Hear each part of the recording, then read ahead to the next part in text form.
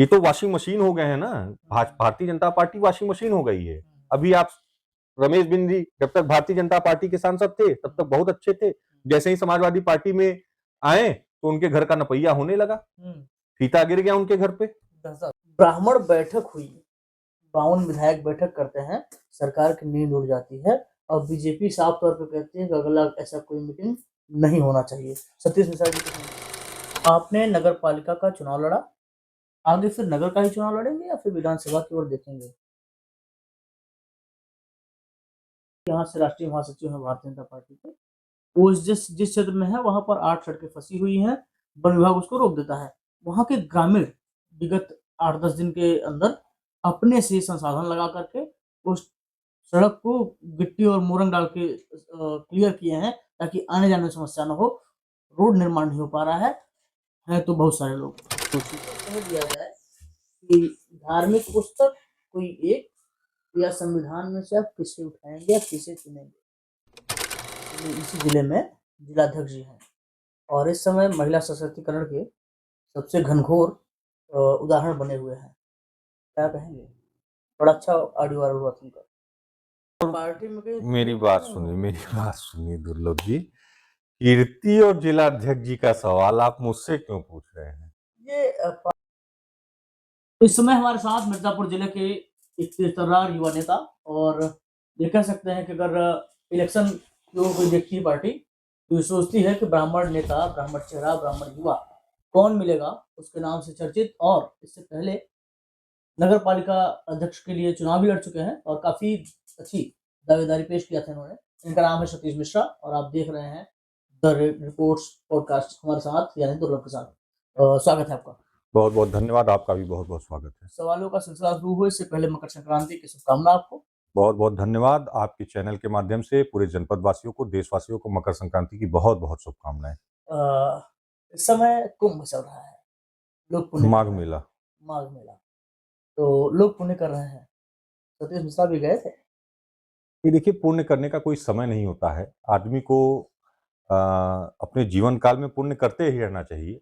उसका कोई समय निर्धारित नहीं होता कि माघ मेला चल रहा है, कुंभ चल रहा है तो ही हम पुण्य करें, बाकी समय में हम पाप करें। जाने अनजाने गलतियां होती रहती है इंसान से, लेकिन पुण्य का कोई समय निर्धारित नहीं है। पुण्य हमेशा करना चाहिए। हाँ, माघ मेला की बात है, कल मकर संक्रांति है। कल हम लोगों वैसे तो आज भी लोग मना रहे हैं, लेकिन हम लोग कल मना रहे हैं। तो कल गंगा स्नान होगा। अगर वहाँ की भीड़ भाड़ स्थिति ठीक रही तो कल जाया जाएगा, जाने का प्रोग्राम है कल। मतलब आप जाएंगे, स्नान करेंगे? बिल्कुल। गुरेज योगी आदित्यनाथ जी को संचालित कर रहे हैं इस समय। ये बड़ी गलतफहमी लोगों में है कि योगी आदित्यनाथ जी संचालित कर रहे हैं। अक्सर होता है ऐसा। कि देखिए, जिस भी सरकार में कुंभ पड़ा है, ये बड़ी हास्यास्पद बातें हो जाती है कि योगी आदित्यनाथ संचालित कर रहे हैं। इसके पहले की सरकारों में कुंभ नहीं हुआ था। और जब समाजवादी पार्टी में सरकार, यही सब विवादित आप लोग पूछ लेते हैं तो विवादित बयान भी देना पड़ता है हम लोगों को। स्नान नहीं की थी। देखिए, गिन तो इस समय भी कोई नहीं पाया था, उस समय भी कोई नहीं पाया था। हर सरकार में पिछली सरकार की अपेक्षा अच्छा हुआ है। हाँ, अच्छा हुआ ये और ये एक परंपरा रही है। ये कह लीजिए कि कोई भी आपके घर में ही फंक्शन होगा तो पिछले फंक्शन की अपेक्षा अगला फंक्शन आप अच्छा करने का प्रयास करेंगे। तो कोई ऐसा नहीं, किसी की तुलना नहीं की जा सकती है। उस समय कुछ दौर और था, आज का दौर कुछ और है।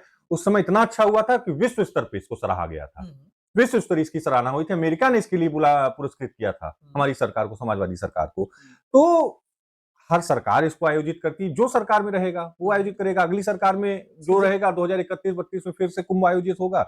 उस समय समाजवादी पार्टी की सरकार, भगवान राम ने चाहा तो समाजवादी पार्टी की सरकार होगी तो कुंभ और अच्छा आयोजन होगा। हमारे तो अखिलेश यादव जी ने अभी से इसकी घोषणा कर दी है। भगवान राम ने चाहा तो होगा। बिल्कुल, उनके बगैर चाहने से क्या होगा। सतीश मिश्रा जी का बचपन, शिक्षा और जनसेवा की शुरुआत कैसे हुई? क्या बचपन में भी ऐसे ही वाक्पटु होते थे या फिर कोई ऐसी घटना थी जिस वजह से आपको बोलने टर्न पे आना पड़ा? नहीं, राजनीति ब्लड में है।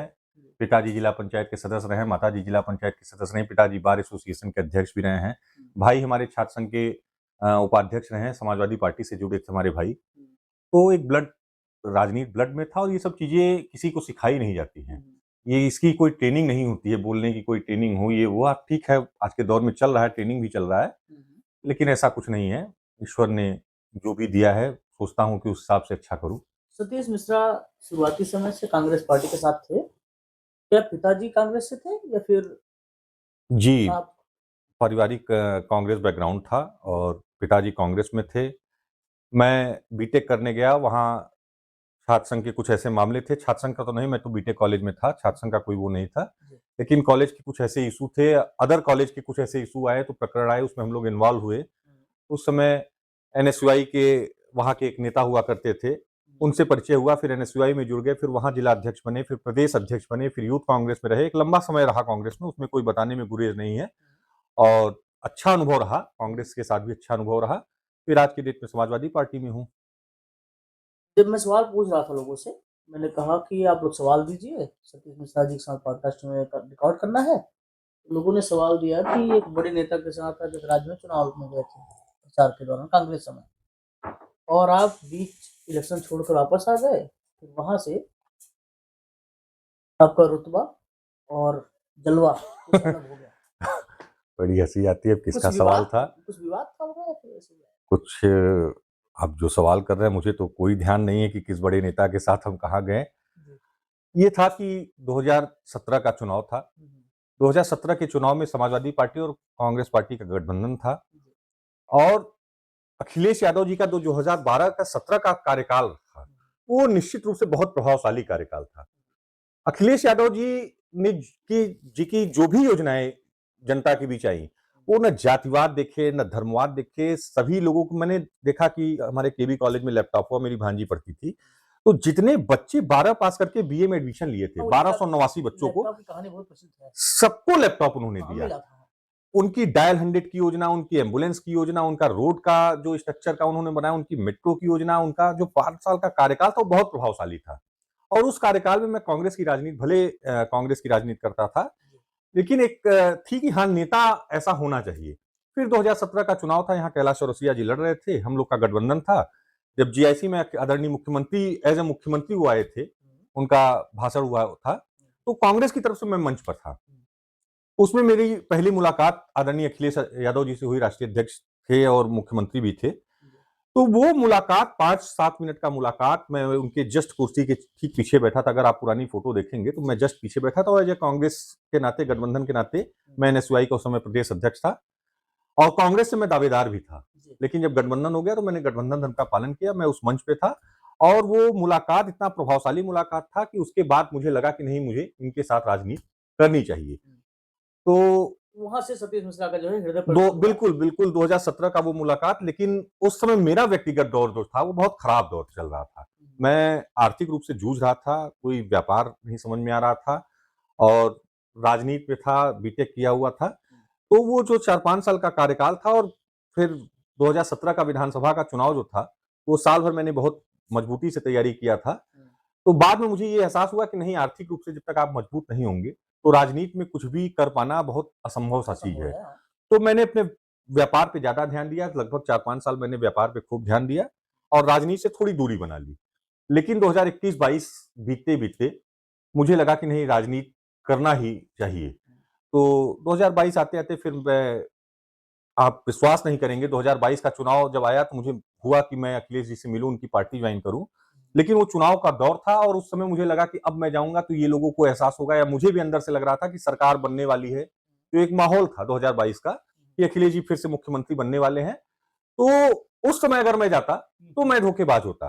2022 का चुनाव हुआ, अखिलेश जी चुनाव हार गए, उनकी सरकार नहीं बनी और आप विश्वास नहीं करेंगे कि जब मैं अखिलेश जी से मिला और मैंने अपनी इच्छा जाहिर की कि मैं आपके साथ राजनीति करना चाहता हूँ, आपसे जुड़ के राजनीति करना चाहता हूँ, आपके संरक्षण में राजनीति करना चाहता हूँ, तो उन्होंने मुझसे कहा था तुम पहले व्यक्ति हो जो चुनाव हारने के बाद आए हो पार्टी ज्वाइन करने। नहीं तो लोग अवसर खोजते हैं। बिल्कुल, आप सोचिए, मैं चुनाव हारने के बाद गया था। अगर 22 के पहले मैं जाता तो मैं स्वार्थी था कि हाँ, अखिलेश जी की सरकार आने वाली है इसलिए मैं जा रहा हूँ। चुनाव हारने के बाद मैं गया था। ठीक है, उस समय ज्वाइनिंग का दौर बंद था। अखिलेश जी ने कहा कि जब ज्वाइनिंग स्टार्ट होगी तो तुम्हें ज्वाइन कराया जाएगा। तब तक श्रद्धेय नेताजी मुलायम सिंह यादव जी की देहांत हो गया, फिर वो ज्वाइनिंग टलती गई। फिर तब तक नगर पालिका का चुनाव आ गया।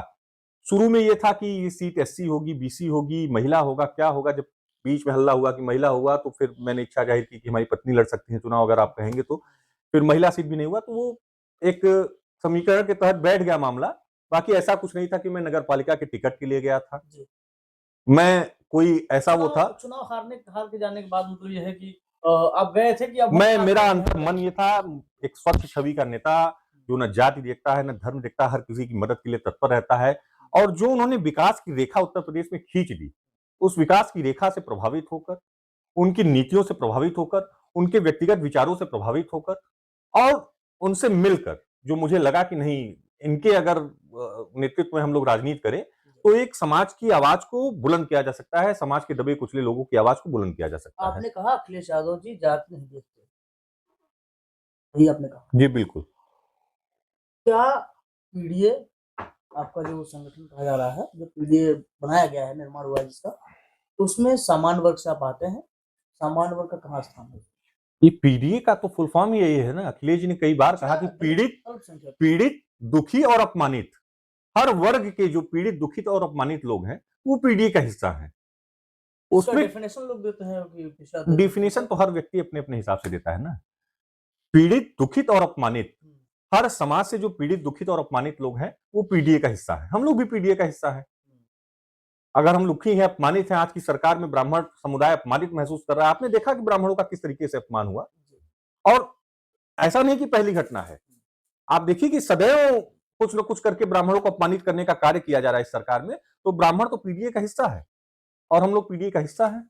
एक गायिका है जिले की, जिनका नाम सरगम करके कुछ है, उन्होंने माँ दुर्गा को अभद्र गालियां दी नवरात्र के बीच में। सतीश मिश्रा ने कहाँ तक इसका विरोध किया, क्योंकि पुलिस ने भी अंत में आते-आते कहा, पीडीए के मिशन के लिए गायिका थी वो, मिशन के लिए गाती थी। पुलिस तो सरकार की भाषा बोलती है ना, जिसकी सरकार रहेगा पुलिस तो उसका गुणगान करेगी। तो पुलिस तो उसको माहौल बनाई कि ये पीडीए का हिस्सा है।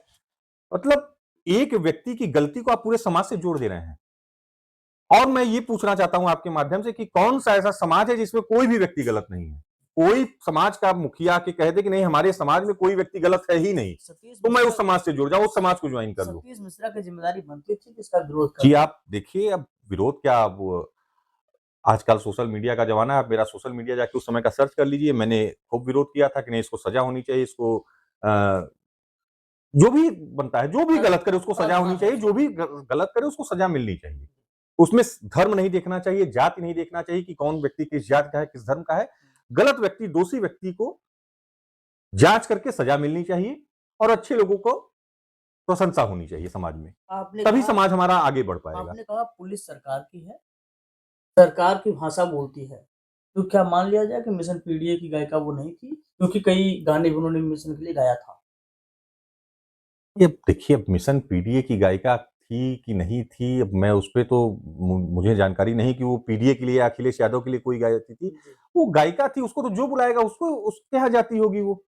गायिका या जो भी आर्टिस्ट है, कलाकार है, तो उसको तो जो स्वतंत्र है। उसका जो होता होगा, पेमेंट होता होगा, वो देता होगा, उसके लिए गाती होगी। उसमें पीडीए की बात कहाँ से आ गई? वो कैसे कहीं निर्धारित हो, बताइए? उसने अखिलेश यादव के लिए गाना गाया हो, अखिलेश यादव ने उसको कुछ कहा हो गवाने के लिए तो बताइए? हमारी पार्टी ने कुछ कहा हो? और तमाम लोग हैं, स्वामी प्रसाद मौर्य जी, वो भाजपा के एक समय हिस्सा थे। वो हिंदू धर्म का विरोध करते, तो क्या मान लिया जाए कि स्वामी प्रसाद पूरा भाजपा विरोधी है? अभी कुछ बलात्कारी पकड़े गए, हाँ। जिन्होंने सामूहिक बलात्कार किया एक लड़की का काशी में, प्रधानमंत्री जी के क्षेत्र में। उनका बैकग्राउंड खंगालिए तो वो भाजपा से है, तो क्या मान लिया जाए पूरी भाजपा बलात्कारी है? अगर इन तरीकों से अगर आप मानेंगे तो तमाम उदाहरण हैं। इनके विधायक अगर 1-2 बलात्कार में पकड़े जा रहे हैं, तो क्या मान लिया जाए भाजपा के सारे विधायक बलात्कारी हैं? तो इस तरीके से जोड़ना बड़ी, आप सिंगर की बात कर रहे हैं।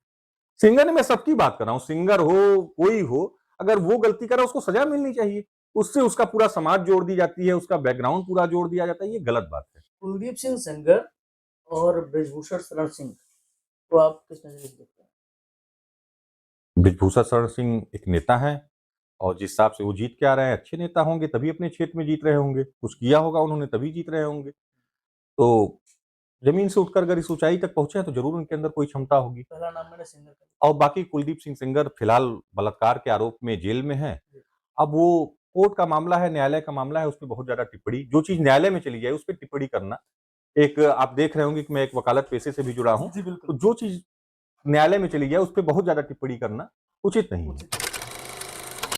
आपने नगर पालिका का चुनाव लड़ा, आगे फिर नगर का ही चुनाव लड़ेंगे या फिर विधानसभा की ओर देखेंगे? राजनीति में मुझे जो लगता है कि काम करते रहना चाहिए, बहुत फल की इच्छा नहीं रखनी चाहिए। आप काम करेंगे, जनता का आशीर्वाद जो मिलेगा, पार्टी का जो आशीर्वाद होगा, जो नेतृत्व का निर्देश होगा, उस पे काम किया जाएगा।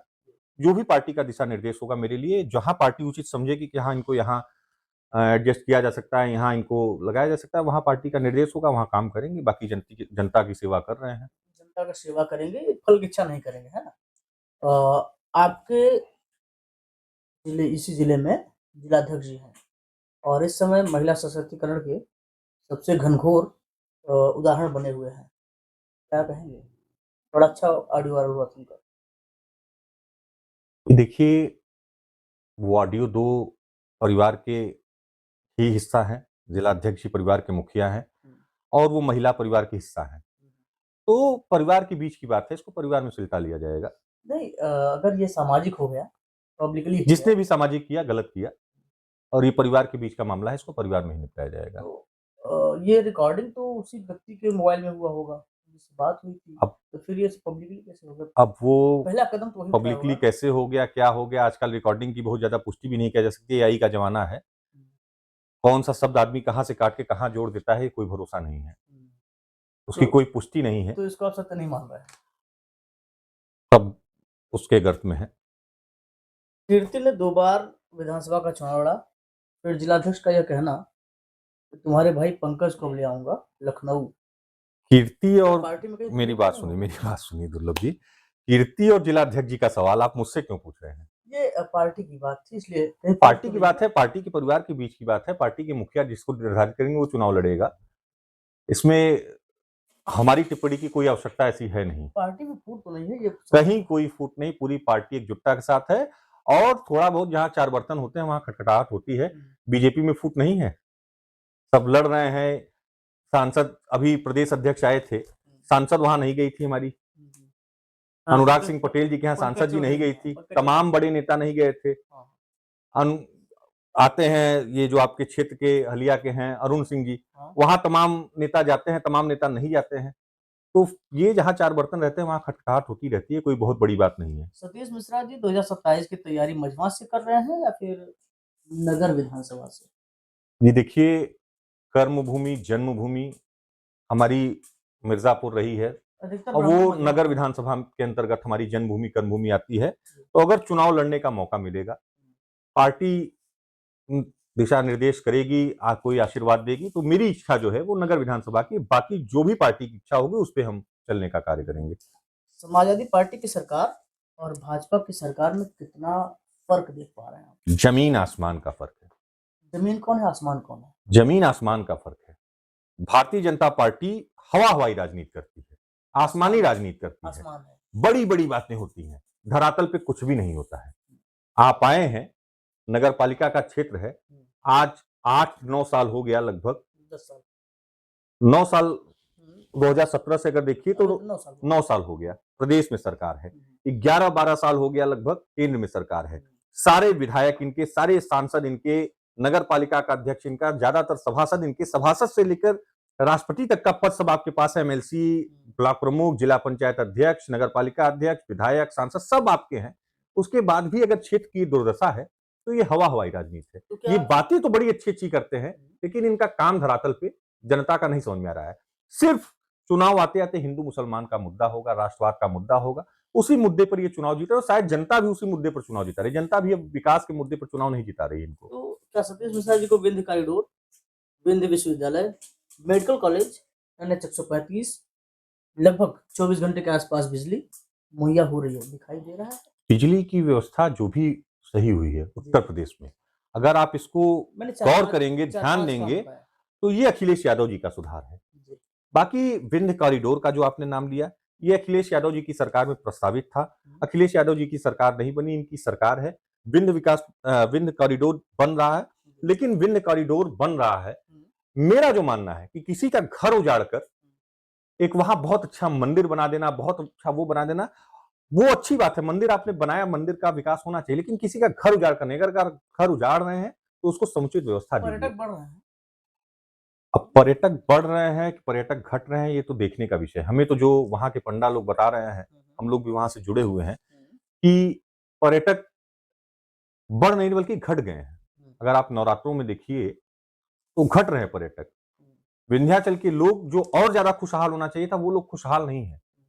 अब उन किन कारणों से हैं, वो समझने का विषय है। मैंने कहा कि मेडिकल कॉलेज NH 135 ये भी विकास के संदर्भ में आएगा। आदरणीय अखिलेश यादव, तो जो सरकार आएगी वो विकास करेगी। अखिलेश यादव जी की सरकार थी, औराई का रोड इतना खराब था, पूरी औराई का रोड उन्होंने बनवा दिया, पॉलिटेक्निक दिया, इंजीनियरिंग कॉलेज यहाँ पास हुआ था, बाद में सरकार बदल गई, इंजीनियरिंग कॉलेज कहीं और चला गया। तमाम काम अखिलेश यादव जी ने इसी मिर्जापुर को दिए हैं। भटौली पुल, चुनार पुल, ये सब अखिलेश यादव जी की देन है। और अगर धरातल का विकास देखिए आप, तो भटौली पुल आप देखिए, ये अखिलेश जी की सरकार की देन है। और उस भटौली पुल से जो मिर्जापुर शहर का कनेक्टिविटी है 1 किलोमीटर 800 मीटर का है, वो आज तक की 8 साल की सरकार में नहीं बन पाए। विधायक भी नहीं के, सांसद भी नहीं के, सरकार सभी नहीं की, और वो रोड नहीं बन पाई है। घंटों-घंटों जाम लगता है।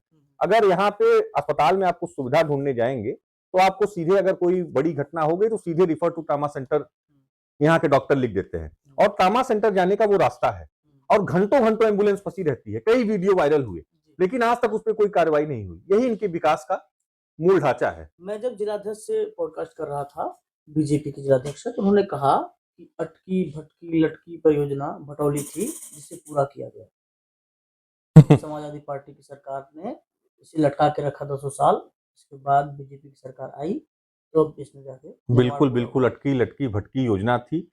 अखिलेश यादव जी की सरकार ने इसको पूरा कर दिया था, और इन्होंने फीता काट दिया था। आचार संहिता लग गया, फीता हम नहीं काट पाए, और इन्होंने बाद में उसको फीता काट दिया, तो उसको अपना नाम दे दिए। तो कई योजनाएं ऐसी हैं जो अखिलेश यादव जी की सरकार की योजना थी, और इन्होंने फीता काटा है। मेट्रो जितना अखिलेश यादव जी छोड़कर गए थे उत्तर प्रदेश में, आज तक उससे 1 इंच बढ़ा मेट्रो नहीं बढ़ा पाए। अब उसको ये अपना नाम देते हैं कि मेट्रो इनकी सरकार में चालू हुआ। सारा काम मेट्रो का अखिलेश यादव जी की सरकार में हुआ था। पुल, पूरा भटौली का पुल, अगर आप वहां के क्षेत्रवासियों से पूछेंगे, आप जनपद वासियों से किसी से आप पूछेंगे, तो पूरा पुल बन के तैयार हो गया था, अखिलेश यादव जी की सरकार में चालू हो गया था, आवागमन चालू हो गया था। ठीक है, उसका उद्घाटन नहीं हो पाया, उद्घाटन आचार संहिता लग गया, आपने किया। अब तो आप चुनाव के दौरान भी उद्घाटन कर देते हैं, चुनाव के दौरान भी लोगों के खाते में पैसा चला जाता है। हमने वो संविधान की मर्यादा को ध्यान में रखा, चुनाव हमने आचार संहिता का उल्लंघन कभी नहीं किया। अब हम नहीं जानते थे कि भविष्य में ऐसी सरकारें आएंगी जो इतना आचार संहिता का उल्लंघन करेंगी कि चुनाव के दौरान किस्तों में पैसा जाएगा, प्रथम चरण का चुनाव हो जाएगा, दूसरे चरण का चुनाव होगा, तब वहां के जिलों में पैसा जाएगा। तो अब की जो सरकार है, ये संविधान को ताक पर रख के काम करने वाली सरकार है। रोजगार सेवा लग जाएंगे वो योजना बताने में। बिल्कुल बिल्कुल, आप देखिए कि सारे जो सरकारी अधिकारी होते हैं, वो कहीं ना कहीं प्रचार तंत्र हो गए इनके लिए, और वो बकायदा प्रचार कर रहे हैं। ठीक है, ये एक रास्ता दिखा रहे हैं, भविष्य में सरकार बदलेगी।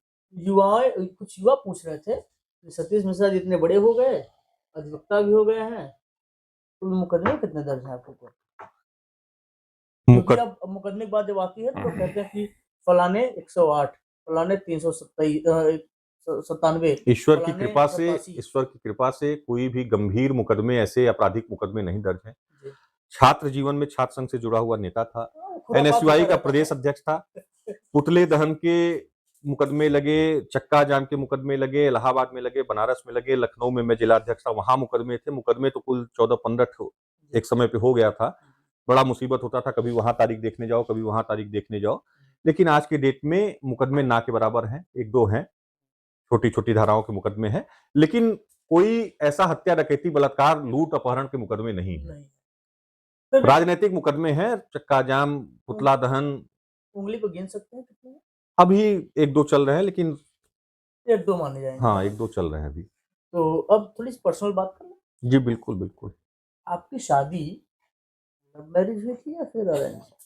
ये दर्शक का सवाल नहीं नहीं, एकदम पिताजी ने जहां आदेश कर दिया वहां शादी हुई। और हम लोग तो उस परंपरा के लोग थे कि शादी के पहले देखे भी नहीं थे। पिताजी ने बताया कि नहीं शादी होनी है। माताजी का एक्सीडेंट हुआ, उन सारा जिम्मा वो कर चुकी थी अपना। 2011 में ही माताजी का एक्सीडेंट हुआ, 10 में। और उनकी ये थी कि अब ये लास्ट लड़का बचा है, शादी कर दे। हालांकि शादी की उम्र नहीं थी, 21-22 साल का मैं था उस समय, 22 साल का, और शादी हो गई। पिताजी ने जहाँ कहा, वहां बिल्कुल। क्या लगता है आपको, लव मैरिज सही होता है या फिर अरेंज? इन सब चीज़ों पर बहुत ज़्यादा टिप्पणी करने की नहीं हमें करेंगे। लगता है चलिए आगे अच्छी बात बढ़ते नहीं हैं। है, वो समाज में अ, अच्छा मैसेज नहीं जाएगा। आगे बढ़ते हैं। जिसकी आपके जैसी इच्छा हो, और मुझे तो लगता है कि परिवार की बात सुननी चाहिए। परिवार सर्वोपरि माँ-बाप क्योंकि जो चाहेंगे, जो आपके लिए सोच रहे हैं, जो आपके लिए, चूँकि उनसे बड़ा हितैषी कोई नहीं होता है। जी, एक समय होता है कि माँ-बाप की बातें लोगों को बुरी लगती हैं, लेकिन बाद में भविष्य में आप देखेंगे तो वही बातें सही साबित होती हैं। माँ-बाप की बातें ही सही साबित होती है। तो आपके माता-पिता की जहाँ इच्छा हो, अगर आप लव मैरिज भी करना चाहते हैं, उनसे अपना इच्छा व्यक्त करिए, उनको लगता होगा कि हाँ, आपके जीवन आदेश के लिए प्राप्त सही करिए। होगा, तो आप करिए, बिल्कुल करिए। आपके राष्ट्रीय अध्यक्ष जी अक्सर पत्रकारों से उनका नाम के साथ जाति पूछ लेते हैं, ऐसा क्यों? ये देखिए, ये सही है या गलत? जब पत्रकार भी सवाल पूछने में उनका लगता है कि हाँ, ये सुनियोजित सवाल है, जी, ये कहीं न कहीं से सवाल तो भले उनके मुख से सुना जा रहा है, लेकिन सवाल किसी और का वो सवाल पूछ रहे हैं, तब अखिलेश यादव जी को पूछना पड़ता है। फिर कहते हैं जाति है, जाति नहीं। नहीं, नहीं, बता तो रहा हूँ कि जब सवाल भी ऐसे आते हैं, तो अखिलेश यादव जी को पूछना पड़ता है। जब आप सवाल ही दूसरे वे में करेंगे, सुनियोजित सवाल करेंगे, किसी और का सवाल आप पत्रकार बनकर करेंगे, जब बीजेपी का सवाल कोई पत्रकार जाके पूछता है, तो अखिलेश यादव जी पहले पता करते हैं, कन्फर्म करते हैं कि हाँ, ये सवाल आ किस माध्यम से रहा है, तो उसके लिए हो सकता है वो पूछते हों। जब उन्हें और शुद्ध पूछते भी हैं तो कोई गलत नहीं है, आदमी अगर कोई मिलता है तो उससे आदमी उसकी जात भी पूछता है, तो क्या इसमें गलत है? सतीश मिश्रा जी युवाओं को राजनीतिक के रूप में कैसे संगठित करते हैं? क्या प्लान रहता है आपका? युवाओं से मिलने के बाद कैसे उनको अपने साथ अपने पाले में जोड़ा जाए? जी, कोई प्लान नहीं रहता, मैंने तो आज तक किसी से कहा ही नहीं कि आप आइए जुड़िए। हुँ, लोगों की आप मदद करते रहिए। हुँ, अकेला ही चला था जालिम मंजिल, मगर लोग मिलते गए, वो कारवां बनता ही गया। क्या बात है! एक शेर है। तो आप लोगों की मदद करते रहिए, लोगों के दुख-सुख में सहयोग करते रहिए। न्याय-अन्याय की जहाँ बात हो, वहाँ आप धर्म, जाति मत देखिए, वहाँ न्याय करिए। और आप देखे होंगे कि मैं कभी भी धर्म की राजनीति, जाति की राजनीति नहीं करता हूँ। मुझे जहाँ ये लगता है कि हाँ, ये व्यक्ति सही है, मैं उस सही व्यक्ति का साथ देता हूँ। जहाँ लगता है कि ये व्यक्ति गलत है, अगर अपना भी है तो मैं उसको पहले समझाता हूँ, अगर वो नहीं मानता है तो मैं उसके खिलाफ भी जाता हूँ। तो न्याय के साथ राजनीति करनी चाहिए, जात-पात के ऊपर उठकर राजनीति करनी चाहिए। जब सदन में वक्फ बोर्ड बिल पास हो रहा था, तब सपा ने इसका विरोध किया। तो कोई हिंदू हैं, उनका ये सवाल है कि क्या ज़रूरत थी विरोध करने की? कौन-से बिल का? वक्फ बोर्ड कानून की। वक्फ बोर्ड कानून का किसने विरोध किया? इसमें तो कई भाजपा के लोग भी विरोध किए। जी। ये सब देखिए, ये सब मुद्दे जो सवाल हैं, हुँ, और वक्फ बोर्ड, धारा 370, राम मंदिर, हाँ। तो ये सब भाजपा को उलझाने के लिए, सिर्फ जनता को उलझाने के लिए इन सबको मुद्दा बनाती है। हुँ, हुँ। वक्फ बोर्ड कानून और धारा 370, ये सब भाजपा के जनता की जब मूलभूत सुविधाओं को आप नहीं पूरा कर पा रहे हैं, जनता की मूलभूत समस्याओं को आप नहीं समझ पा रहे हैं, तो जनता को उलझाने का ये सब मुद्दा है। बाकी इन सब मुद्दों को मैं और कुछ नहीं मानता हूँ। ये सब सिर्फ जनता को बरगलाने का मुद्दा होता है। ये तो आपने ये जवाब देकर 2-3 सवाल काट दिए। क्योंकि आगे सवाल यही थे कि आपकी सरकार थी, तो हज हाउस सब्सिडी, कब्रिस्तान का विकास और अतीक और अन्य माफियाओं का जो है पालन-पोषण हुआ करता था।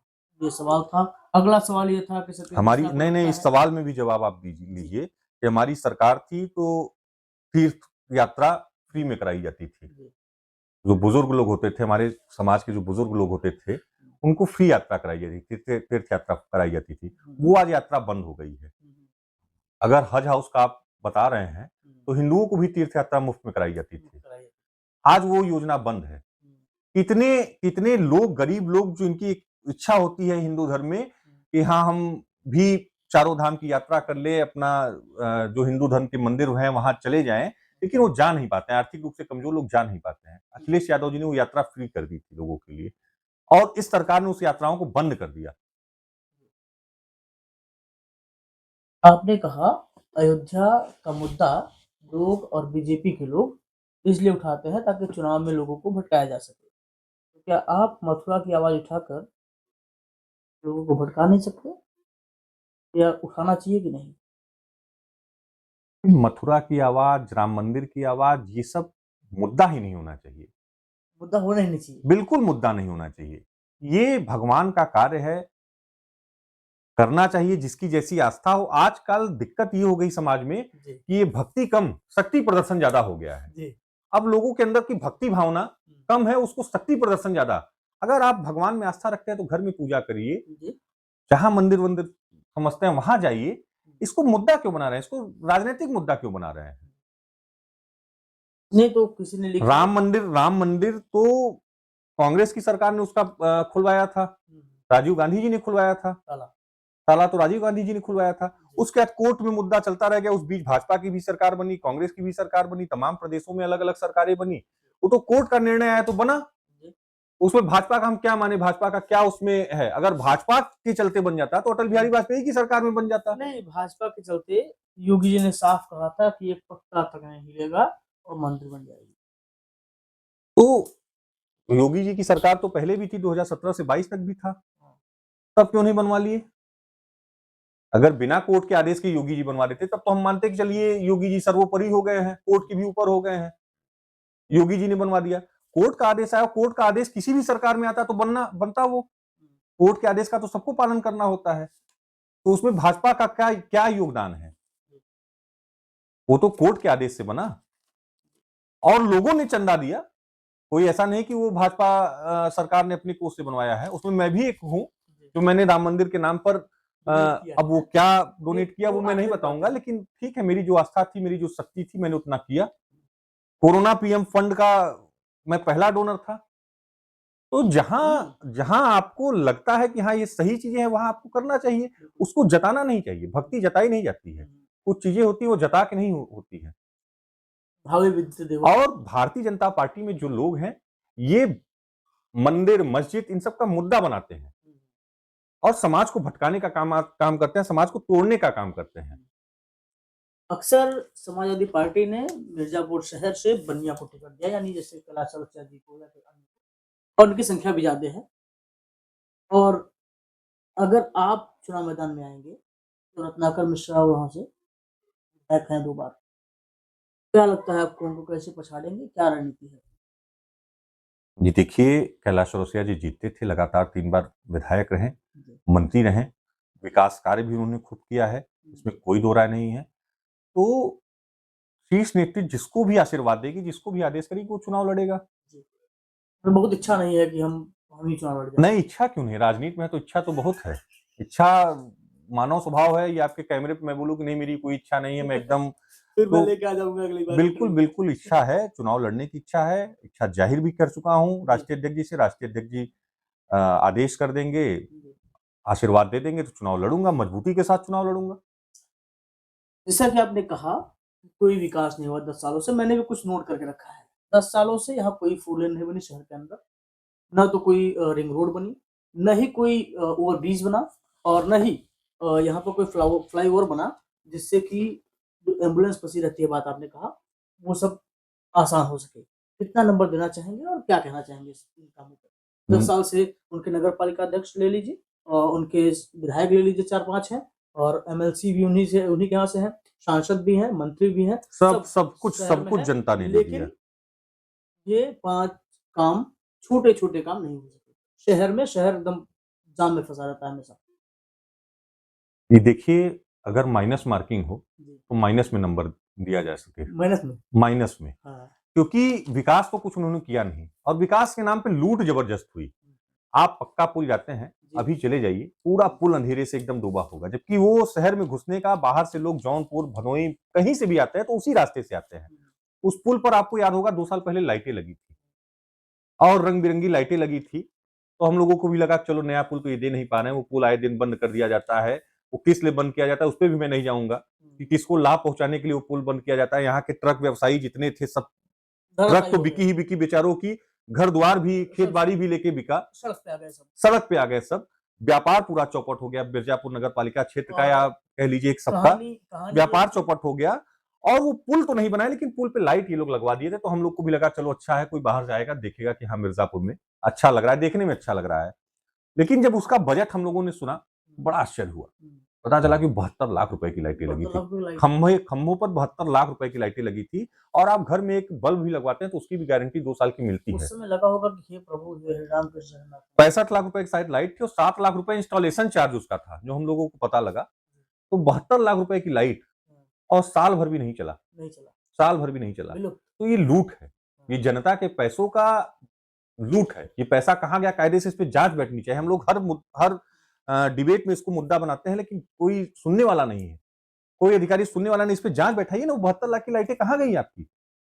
और क्या वो ऐसी लाइटें 72 लाख की जनता आती ये हैं? तो जनता भी पूछेगी ना। आप चले जाइए, विंध्याचल के पास में कई ढाबे खुल गए हैं, सेम लाइटें लोग लगवा के बैठे हुए हैं। हाँ, वो आता है 1000 रुपए में। मुश्किल से 10, 20, 50 हजार की लाइटें थी वो। 1000 रुपए में आता है 12 तो 12 फीट। दाल में नमक की तरह नहीं खाया गया है, पूरी की पूरी दाल ही लोग ढकार गए दाल गायब हो गई। और उसके बाद कोई पूछने वाला नहीं है। ये भ्रष्टाचार का वो है। जितनी योजनाएं इनकी चल रही हैं, जल कल नल योजना और ये वो, और पूरे आए दिन सड़क पे खुदाई कर देते हैं। किस वजह से करते हैं पता ही नहीं चल रहा है। पिछले 7 सालों से खुदाई निरंतर चल रही है, एक जगह खुदाई बंद नहीं होती कि दूसरी जगह खुदाई चालू होती। बनी बनाई रोडों में गड्ढा खोद दे रहे हैं, वो रोड बैठ जा रही है, उसका क्या परिणाम होगा? ये सब लूटो खाओ योजना चल रही है। जिन कंपनियों ने भारतीय जनता पार्टी को सहयोग और समर्थन दिया है चुनावों में, अब वो पार्टियां जम के लूट रही, वो कंपनियां जम के लूट रही हैं। कोई ना कोई लूट का माध्यम, डायरेक्ट तो सरकारी पैसा निकाला नहीं जा सकता है, तो वो कहीं ना कहीं ऐसे ही काम करके वो पैसे को बंदरबाट चल रहा है। सरकार बदलेगी तो इसकी जांच होगी। और मैं बता दे रहा हूं कि पूरे भारतवर्ष का ये सबसे बड़ा घोटाला साबित होगा। ये जो चल रहा है ये सबसे बड़ा घोटाला साबित होगा और इसका कोई रिजल्ट नहीं निकलने वाला है। मेरी बात नोट कर लीजिए, कोई सीवर से पानी नहीं निकलेगा। हम लोग देख रहे हैं, हम लोग सिविल में काम पढ़ाई किए हैं और प्लस हम लोग भी कॉन्ट्रैक्ट का काम किए हैं रेलवे वगैरह में। कहीं कोई उसकी जो जिस हिसाब से उसका बनना चाहिए जो डायग्राम होता है वो कहीं नहीं बन रहा है। और विकास की बात आप क्या देखेंगे? एक पुल पे जाएंगे, एक रेलवे का अंडर ब्रिज है, वहां पानी लग जाता है, हर साल 2-4 गाड़ी वाले उसमें डूब जाते हैं, मतलब गाड़ियां खराब हो जा रही हैं। यहाँ कमिश्नर, एक मिनट, आपने कहा कमिश्नर ऑफिस है, यहाँ पर कमिश्नर कार्यालय, आयुक्त मंडलायुक्त बैठते हैं वहाँ, उसके ठीक बगल में गोदाम है और वो अभी तक पानी से भरा हुआ है। गोदाम का जो ग्राउंड है, बस यही विकास आप देख लीजिए। वो पुल पे इतना घंटों घंटों जाम लगता है, एम्बुलेंस फंस जाती है, बनारस वनारस जाने की एम्बुलेंस फंस जाती है, क्योंकि छोटा सा काम है, 10 से 12 लाख रुपए के बजट का काम है। हम लोग रेलवे में काम किए हैं। अगर उसमें एक उसको क्या कहते हैं वाटर डिहाइड्रेटिंग करके एक वो होता है, वो बन जाए तो निकल सकता है, लेकिन किसी की सोच ही नहीं है। यहाँ के सांसद, विधायक, नगर पालिका के अध्यक्ष, ये लोग तेरही बरही और चहकारी में घूमने के लिए सिर्फ बने हैं कि जाइए आप जनता के बीच तेरही बरही चहकारी करिए, बस इसी के लिए ये लोग बने हैं। अरे ये तो काम विपक्ष का है, कुछ काम हम लोगों के लिए छोड़ दीजिए। आपका काम, आपको जनता ने इसके लिए नहीं चुना था ना, आपको जनता ने चुना था कि जनता की समस्याओं को आप निदान करेंगे। आप समय समय पे हिंदू मुसलमान, मंदिर मस्जिद, उससे जनता का क्या लाभ है? यहाँ की जो मूलभूत समस्याएं हैं उसको आप ध्यान नहीं दे रहे हैं। उस उतना सोचा ही नहीं है ना, उतना डेवलप ही सोच ही नहीं डेवलप है इनका। जब जनता बार बार चुन ही दे रही है तो क्या मतलब काम करने का? बस क्या कहा जाए, भगवान ही मालिक है। एक यहाँ कछुआ में राजकुमार और राजा भैया है, इस समय परशुराम भक्त राजा भैया हैं। उनसे जब मैंने पूछा आप योगी आदित्यनाथ, राहुल गांधी और अखिलेश यादव में किसे पसंद करते हैं, तो उन्होंने कहा कि मैं अखिलेश और राहुल को जानता ही नहीं। और शायद मैं राजकुमार जी को नहीं जानता हूँ कौन है। अब सोचिए, अब ये हास्यास्पद बात है कि आज के दौर में कोई उत्तर प्रदेश का कोई व्यक्ति कहे कि अखिलेश यादव को नहीं जानता है, कोई व्यक्ति कहे राहुल गांधी को नहीं जानता है, तो जब व्यक्ति एक उंगली किसी को ऐसे दिखाता है तो 3 उंगली स्वतः को दिखाता है, स्वयं को दिखाता है और 1 उंगली भगवान को भी दिखाता है। तो सोचने के पहले लोगों को सोचना चाहिए कि कहाँ क्या बोल रहे हैं, आप क्या बोल रहे हैं। क्या अखिलेश यादव और आप कह रहे हैं कि अखिलेश यादव को तो नहीं जानते होंगे, हो सकता है, तो उनका ज्ञान उतना न बढ़ रहा हो, नहीं जानते होंगे। एक सांसद है नगीना के, आजाद समाज पार्टी के, चंद्रशेखर रावण जी, उनका एक बच्ची के साथ विवाद है और कुछ का रोहिणी घावरी करके लड़की है, उसके साथ कुछ उनका ताल्लुकात था। अब विवाद चल रहा है, उसकी गिरफ्तारी तक नहीं हो पा रही है। बच्ची कहती है कि अमित शाह जी जो है इस पर रोक लगा रहे हैं, हमारे जो कानूनी लड़ाई है उसमें पेश बन रहे हैं। आपको क्या लगता है? देखिए, बहुत तो इस मुद्दे के बारे में मैं नहीं जानता हूँ, लेकिन हाँ, सोशल मीडिया पे कुछ आता रहता है, देखते हैं। तो 2 लोगों का व्यक्तिगत कोई मामला है तो उसपे जो भी कानूनी कार्रवाई बनती हो अपना अप्लाई करे।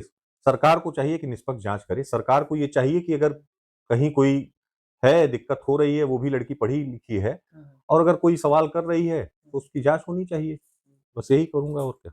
बिहार चुनाव में आपके राष्ट्रीय अध्यक्ष जी गए, उन्होंने खेसारी लाल यादव का जम के प्रचार किया, तो चुनाव हार गए। लोगों ने कहा कि जातिवाद था, इस वजह से चुनाव वोट नहीं दिया गया। देखिए, बिहार चुनाव में आदरणीय अखिलेश यादव जी गए तो कोई व्यक्तिगत खेसारी लाल यादव के लिए नहीं गए थे, आरजेडी का वो समर्थन किए थे। आरजेडी के चुनाव प्रचार में आरजेडी कई जगह गए थे। मुझे तो लगता है अखिलेश यादव जी ने बहुत सभाएँ की और तमाम जगह परिणाम आए भी, तमाम जगह परिणाम नहीं आए। अब बिहार का चुनाव तो अगर आप देखेंगे तो पूरी तरीके से किस तरीके का चुनाव रहा, आचार संहिता का पूरा उल्लंघन करके इलेक्शंस चुनाव ठीक रहा। पहले, हाँ। कितना आरोप-प्रत्यारोप लगा, तो कहीं न कहीं इस लोकतंत्र में लोक जीता है, लोक हारा है और तंत्र जीता है। तंत्र जीता है। बिल्कुल, इस तंत्र लोकतंत्र में लोक हार गया और तंत्र जीत गया। तंत्र जीत गया। आपका पसंदीदा नेता अगर पूछा जाए, तो अखिलेश यादव जी होंगे, राहुल गांधी जी होंगे या योगी आदित्यनाथ ये निश्चित तौर पे अखिलेश यादव जी हैं, तभी तो उनके साथ हूँ। जी? अगर पसंदीदा ना होते तो क्यों उनके साथ कोई रहता? 2-3 खूबियाँ? बहुत खूबियाँ हैं, बहुत खूबियाँ, अनगिनत खूबियाँ हैं। हुँ, आप उस व्यक्ति से मिल लेंगे हुँ। 5 मिनट में, तो कल से हो सकता है कि आप भी पत्रकारिता छोड़ के समाजवादी पार्टी ज्वाइन कर लें। क्या अगर आपकी मुलाकात 5 मिनट की हो गई और व्यक्तिगत रूप से आप उनसे मिल लिए, तो मैं दावा करता हूँ कि आप भी कल को पत्रकारिता छोड़ के समाजवादी पार्टी ज्वाइन कर लेंगे। ऐसा आप कह रहे हैं? जी, इतनी खूबियाँ हैं। युवाओं को राजनीतिक सलाह क्या देंगे जो आपके साथ जुड़ रहे हैं या जुड़ना चाहते हैं, या जो नशे की ओर डील कर रहे हैं, जिन्हें ये नहीं पता है कि आगे उनका भविष्य क्या होने वाला है, क्या सलाह रहेगा? ये देखिए, नौजवानों को मैं यही कहूँगा कि जमकर पहले पढ़ाई करिए, शिक्षा लीजिए। शिक्षित व्यक्ति किसी भी क्षेत्र में रहेगा, वो अव्वल रहेगा। चाहे राजनीति के क्षेत्र में रहेंगे, चाहे व्यापार के क्षेत्र में रहेंगे, चाहे नौकरी के करेंगे, तो आप पहले अपने आप को शिक्षित बनाइए। और राजनीति में जिनका आने का वो है, तो राजनीति में आप सेवा भाव से आइए।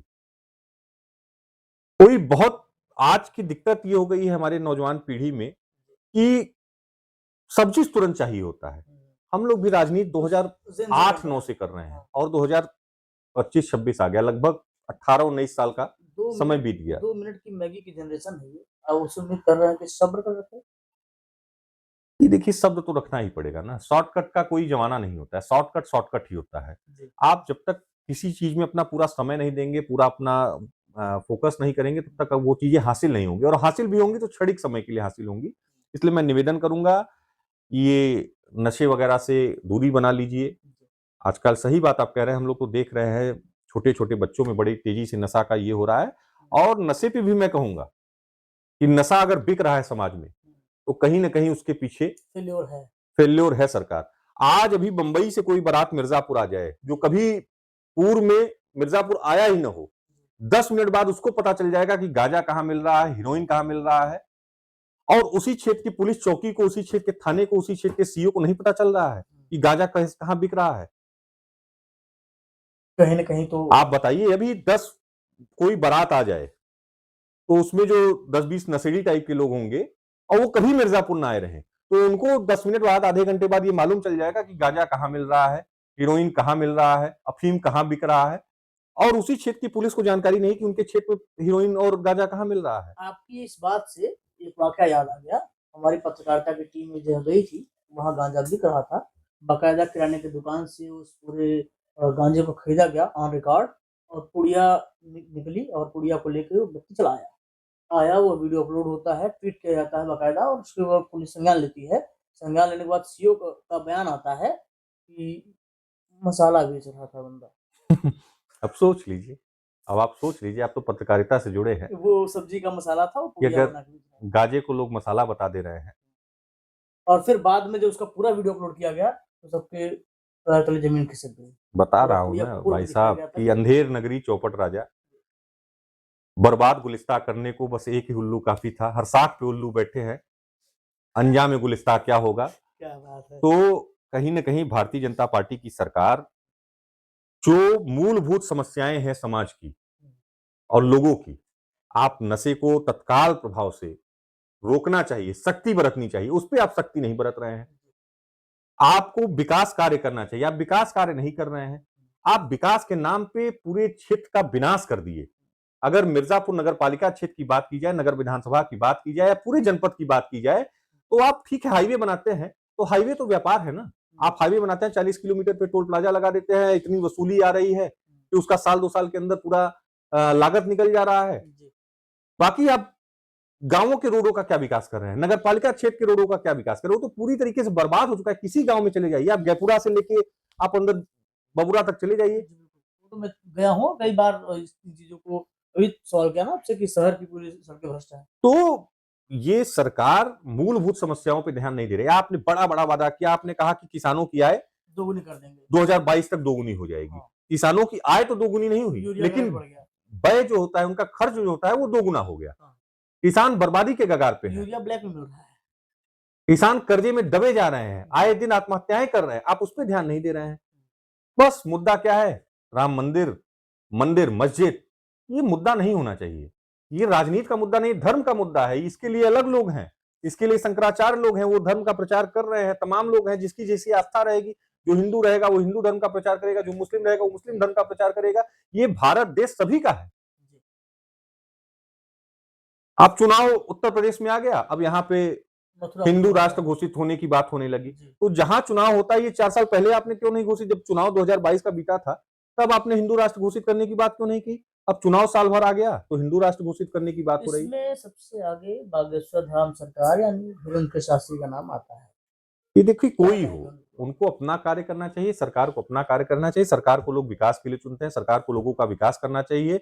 लोगों को कैसे लोगों की आर्थिक स्थिति बढ़े, और तमाम मुद्दे हैं, सब पे फेल्योर हैं। आप देखिए कि इनका मुद्दा था कि डॉलर मनमोहन सिंह जी की उम्र को क्रॉस कर रहा है। आज मोदी जी की उम्र को कितना डॉलर क्रॉस कर चुका? रिकॉर्ड तोड़ दिया है। देश कर्जे में 2014 में कितना कर्जे में था, और आज 2024-25 बीतते-बीतते कितने कर्जे में आ गया है। जितना 70 सालों में कर्जा नहीं लिया गया, उसका 4 गुना कर्जा 10 सालों में ले लिया गया। आप कर्जे में देश को डुबोए जा रहे हैं। आप डॉलर और रुपया का मुकाबला का ध्यान नहीं दे रहे हैं। बड़ी-बड़ी बातें करते थे, आज आपका दौर कहाँ है? आपके विधायक सांसद जो हैं, वो खाली तिरही बरसी चहकारी में घूम रहे हैं। जनता की किसी समस्याओं से उनको कोई मतलब ही नहीं है। यही देखिए, अभी खड़ी फसल रौंद दी गई। रौंदने के बाद आप क्यों पहुंच रहे हैं? कैसे एक प्राइवेट कंपनी की इतनी वो हो गई कि किसानों के फसल को रौंद दिया? वो क्षेत्र अभी 6 महीने पहले बाढ़ से एकदम पूरी तरीके से वो था। किसी तरीके से किसान कर्जा लेके खाद बिया अपना करके फसल उगाए, तो खड़ी फसल आपने रौंद दिया। सतीश मिश्रा जी काफिला लेके नहीं चलते हैं। आजकल इंस्टाग्राम पर रील्स का भौकाल है लोगों का। बहुत साधारण व्यक्ति हूँ भाई साहब, बहुत साधारण व्यक्ति हूँ। जमीन से उठा हूँ और जमीन पे रहता हूँ।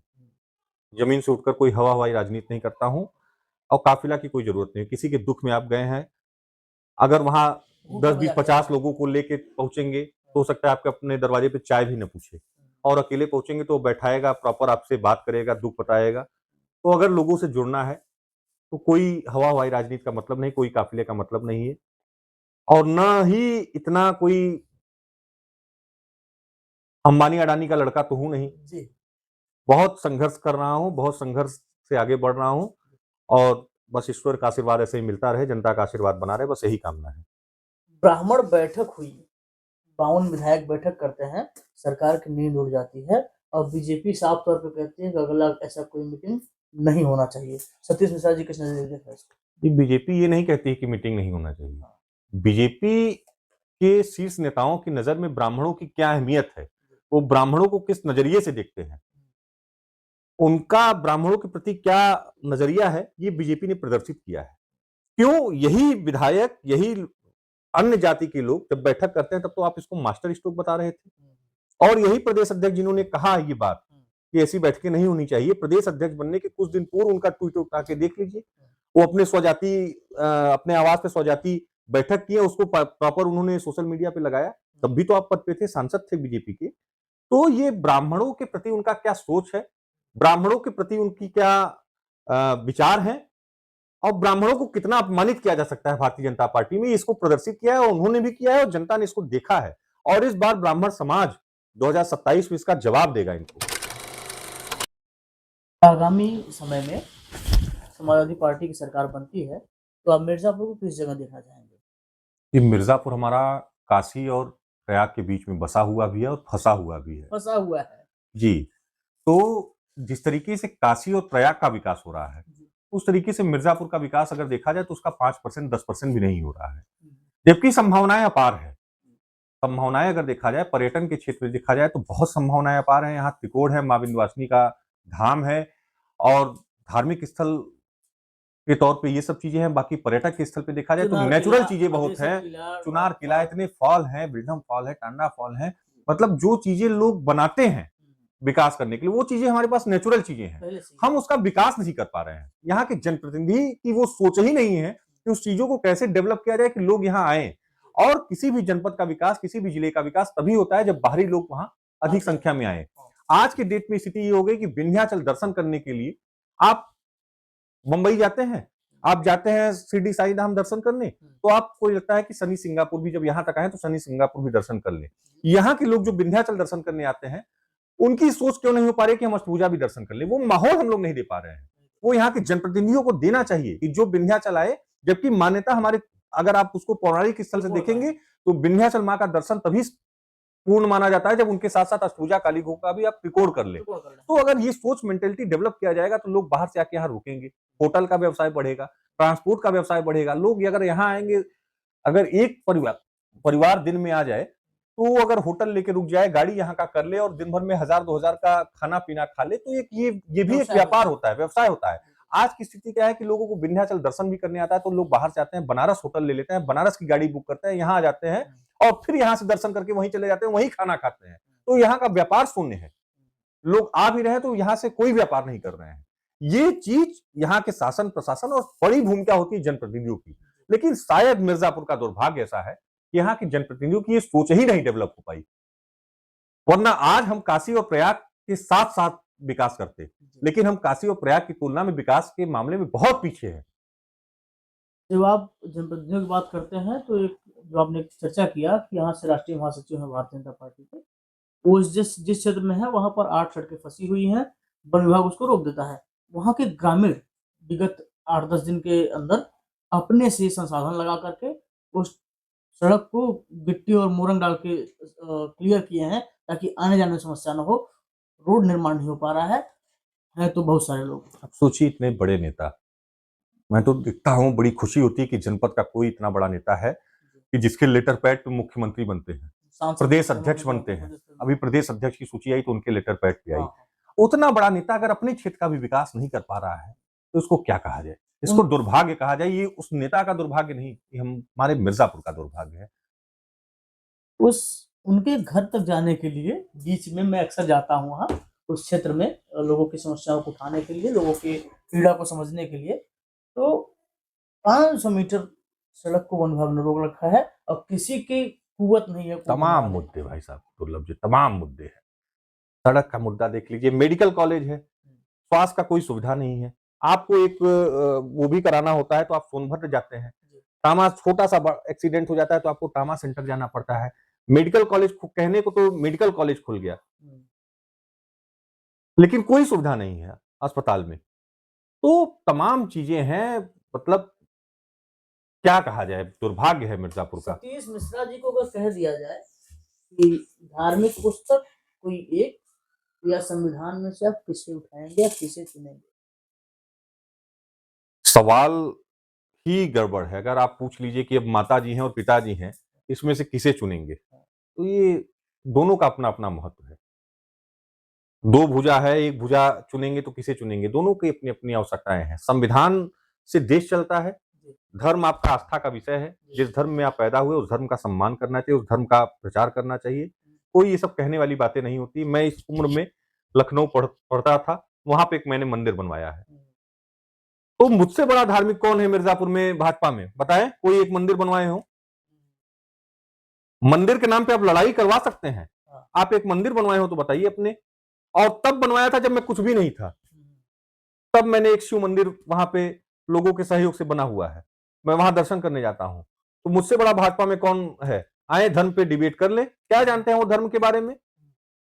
आज का तो स्थिति ये हो गई ना कि अपने घर में पूजा करते हो ना करते हो, लेकिन चौराहे पे जोर जोर से नारा लगाए जय श्री राम जय श्री राम, तो वो बड़ा धार्मिक। दिक्कत यही हो गई है समाज की कि हिंदू के लिए आपने क्या किया है, इसलिए आप हिंदूवादी नहीं है। हिंदुओं का कुछ सहयोग किया है, कुछ उनका साथ दिया है, हिंदुत्व के लिए आपने कुछ उनको आगे बढ़ाने के लिए क्या किया, तो आप हिंदूवादी नेता नहीं है। आप मुसलमानों को कितनी अधिक गाली दे रहे हैं, इसलिए आप बड़े हिंदू नेता हैं। बुलडोजर कितना चला रहे हैं ये देखिए, बुलडोजर प्रक्रिया तो पूरी तरीके से मतलब अब इस पे क्या ही टिप्पणी किया जाए, जाति देखकर बुलडोजर चलती है, धर्म देखकर बुलडोजर चलता है। तो जब जाति देखकर आप न्याय कर रहे हैं, जाति देखकर अन्याय कर रहे हैं, तो आपका ये न्याय ठीक नहीं है। आप चलवाइए ना बुलडोजर, तमाम लोग तो हैं, छोटी-छोटी घटनाओं में बुलडोजर चल रहा है और बड़ी-बड़ी घटनाएँ हो जा रही हैं, वहाँ बुलडोजर नहीं चल रहा है, क्यों? ये तो वॉशिंग मशीन हो गए हैं ना, Bharatiya Janata party washing machine हो गई है। अभी आप रमेश बिंद जी जब तक भारतीय जनता पार्टी के सांसद थे, तब तक बहुत अच्छे थे। जैसे ही समाजवादी पार्टी में आए, तो उनके घर का नपैया होने लगा। फीता गिर गया उनके घर पे। ये तो समाज का इतना प्रभाव था, समझ में आ गया उनको जलवा है कि हमारा। ये रमेश बिंद को छेड़ना मतलब 3-4 जनपदों के बिंद समाज को वो करना। वरना अगर यही रमेश बिंद ब्राह्मण होते तो घर गिर गया होता, यही रमेश बिंद यादव होते तो घर गिर गया होता, और मुसलमान होते तो पूछना ही नहीं था। नपैया तो हुई थी, तो ये स्थिति लेकिन है, फिर कदम नहीं उठाया। धर्म देखकर, जाति देखकर और पार्टी देखकर बुलडोजर चल रहा है। हो तो गया कोडीन मामला, जी, हो गया, बड़ा मामला है वो। इतना बड़ा पूर्वांचल का मामला, इतने बच्चों के डेथ हो गया, एक सिपाही रैंक का आदमी, करोड़ों का उसका वैल्यूएशन नहीं हो पा रहा है उसके मकान का, कितने का है? उस पे नहीं चला दिए बुलडोजर, क्यों? तो अभी बातचीत चल रही है और हमें उम्मीद है कि आपको आनंद भी आ रहा होगा, क्योंकि जो बातें हो रही हैं वो बहुत गूढ़ हो रही हैं। सवाल ये है कि युवाओं को क्या संदेश देना चाहेंगे आप? ये युवाओं को यही संदेश देना चाहेंगे कि आगे बढ़िए, शिक्षा लीजिए, शिक्षित होकर समाज की सेवा करिए, जिस भी फील्ड में हैं आप, राजनीति में हैं, व्यापार में हैं, जैसे भी हो सके लोगों की मदद करिए। पहले अपना घर साफ करिए, फिर अपना मोहल्ला साफ करिए, फिर देश साफ करने के निकलिए। घर में गंदगी रहे, हम देश साफ करने निकल जाएँ तो ये ठीक नहीं है। तो पहले अपने घर परिवार को समझिए, फिर समाज को समझिए, फिर आगे आके अगर और सामर्थ्य है, और सामर्थ्यवान हैं, तो जहाँ तक हो सकता है प्यार बाँटते चलिए। ये ज़िंदगी मिली है, मोहब्बत बाँटते चलिए। बस यही संदेश देना चाहेंगे। तो मैं हूँ राम त्रिपाठी, जिसे दुर्लभ के नाम से जानते हैं, और ये हैं सतीश मिश्रा जी। इससे वार्तालाप हुई, कैसा लगा आपको कमेंट करिएगा और इसे शेयर करिएगा अपने तक।